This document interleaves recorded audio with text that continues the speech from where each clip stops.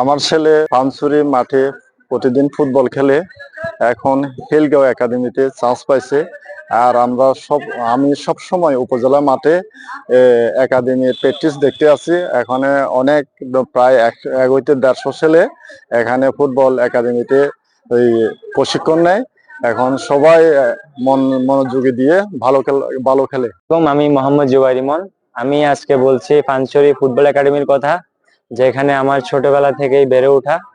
Panchhari football academy থেকে প্রথম আমাকে চট্টগ্রাম লিগে পাঠানো হয় কল্লোল সংঘ ক্লাবে।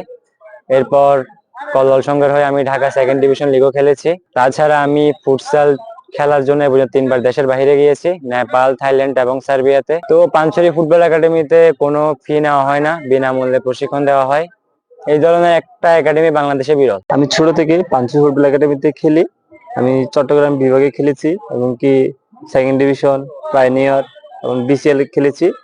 আর পানছড়ি ফুটবলের মতন একাডেমি বাংলাদেশে খুবই বিরল। আসলে আমরা প্রতিনিয়ত এখানে খেলা দেখতে আসি, কারণ হচ্ছে এই মাঠটাই হচ্ছে আমাদের পানছড়ির জন্য একমাত্র বিনোদনের রাস্তা বা পথ, যেখানে ফুটবল একাডেমির লোকরা সবসময় এখানে প্র্যাকটিস করে, শত শত ছেলে মেয়ে। আসলে সবচাইতে আনন্দের বিষয় হচ্ছে বা বলার যেটা আমাদের দরকার, যে বয়সে ছেলে মেয়েরা মানে মাদক নিয়ে বা মোবাইলে বা বেকারত্ব সময় কাটাবে, ওই বয়সে এসে এই মাঠেই ছেলে মেয়েরা খেলাধুলা করে আমাদেরকে বিনোদন দেয়।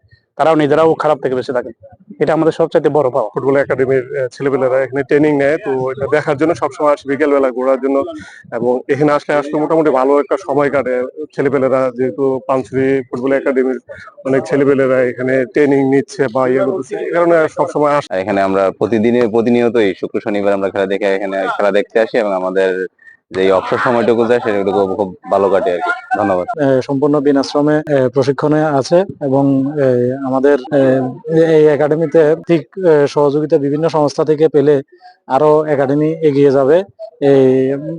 এবং সংশ্লিষ্ট বিভিন্ন প্রশাসন এবং দপ্তর থেকে যদি আমরা সহযোগিতা পাই, তাহলে এই একাডেমিকে ভবিষ্যতে আরো এগিয়ে নিয়ে যেতে সক্ষম হব। আমি পানছড়ি ফুটবল একাডেমির প্রতিষ্ঠাতা পরিচালক। 2015 সালে পানছড়ি ফুটবল একাডেমি গঠিত হয়। আমরা অনেক চড়াই উতরাই পার করে আমরা আজও টিকিয়ে রেখেছি।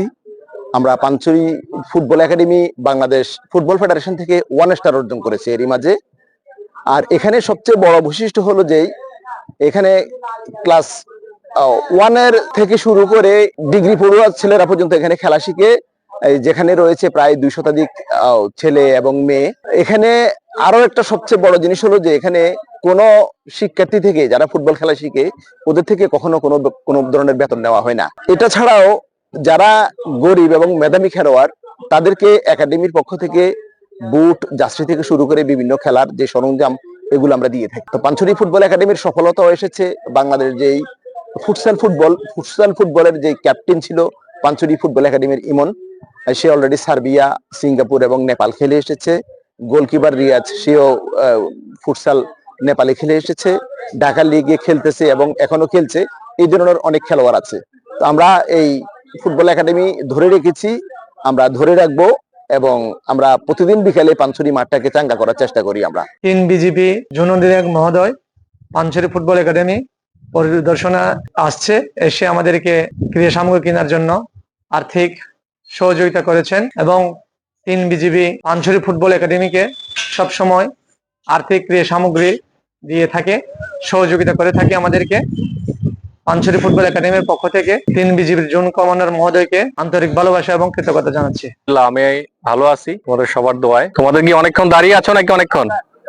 আচ্ছা, তো এই সাজু ভাই এবং এখানে যারা আছেন সব সময় ওনারা তোমাদের কথা বলে, তোমরা যে বিভিন্ন পর্যায়ে খেলছো, যে উন্নতি করছো, পানছড়ির এবং এই খাগড়াছড়ির নাম যে তোমরা উজ্জ্বল করতেছো, বিভিন্ন সময় আমরা এই সাজু ভাই বা এদের মাধ্যমে আমরা জানতে পারি। এবং এটা শুধু বাংলাদেশ না, আমাদের এই পানছড়ির অনেক বড় একটা গৌরবের বিষয়, তাই না?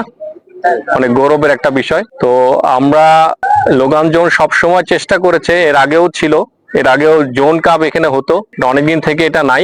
আমরা সবসময় চেষ্টা করি তোমাদের সহযোগিতা করার জন্য।